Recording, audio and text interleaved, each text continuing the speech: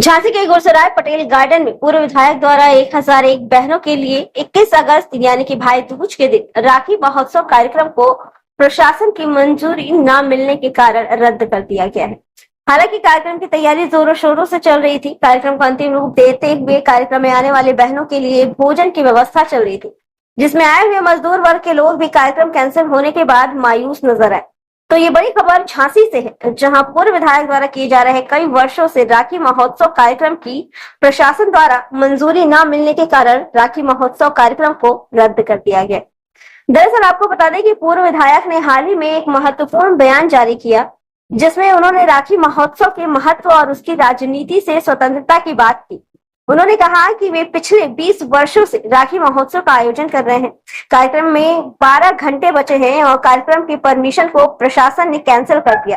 पूर्व विधायक ने ये भी कहा कि भाई बहन के रिश्तों को राजनीति का हिस्सा नहीं बनाना चाहिए और इस पावन अवसर को राजनीतिक खेल का हिस्सा बनाना गलत है।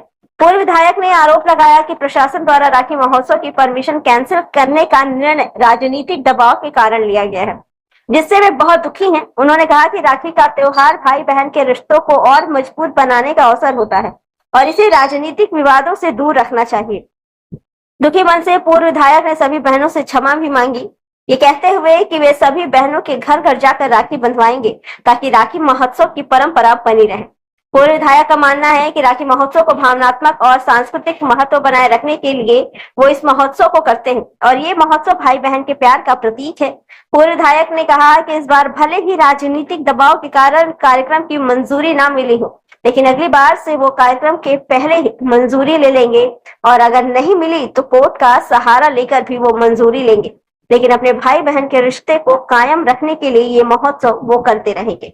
देखिए, हम लोग ये उम्मीद करते थे कि जिला प्रशासन हमेशा सहयोगी रहा सामाजिक कामों में, और ये कोई हम पहली बार नहीं कर रहे। पिछले 15-20 सालों से लगातार हमारा शादी के बाद रक्षाबंधन के कार्यक्रम को हम लोग करते रहे हैं। पिछली बार भी निवाड़ी में हम लोग बड़े धूमधाम से किए और हर साल कर रहे थे, लेकिन अभी ये मजबूरी बताकर परमिशन नहीं दी जा रही है कि कल भारत बंद है, आंदोलन है सुप्रीम कोर्ट के किसी निर्णय के खिलाफ।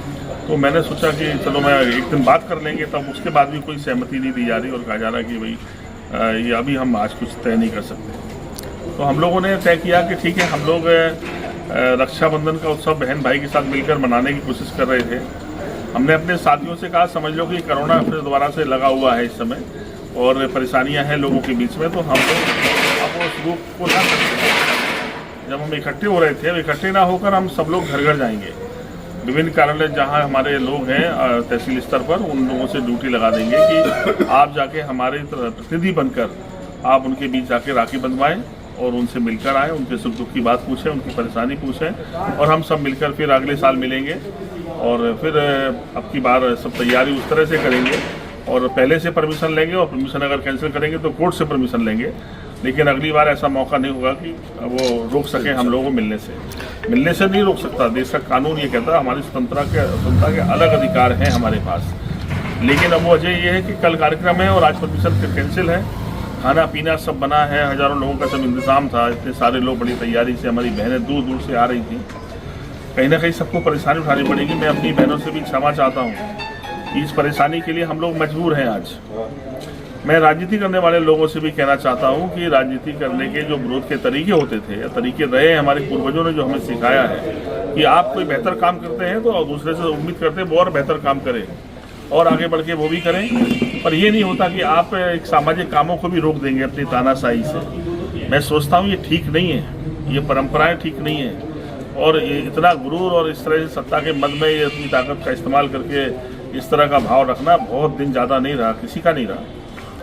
बहुत लोगों के विषय में आपने इतिहास में भी पढ़ा, बहुत सारे लोग हमारे धर्म ग्रंथ सिखाते रहे हमको कि रावण की तरह अहंकार नहीं होना चाहिए कि आप किसी दूसरे को जीने ही नहीं देंगे, मिलने ही नहीं देंगे, रक्षाबंधन भी नहीं मनाने देंगे। तो ये बहुत दिन जो भी कर रहा है ये अपने आप में बहुत गंदा और सोचनीय है कि कैसी राजनीति करना चाहते हैं आप, कहाँ ले जाना चाहते हैं लोगों के बीच में।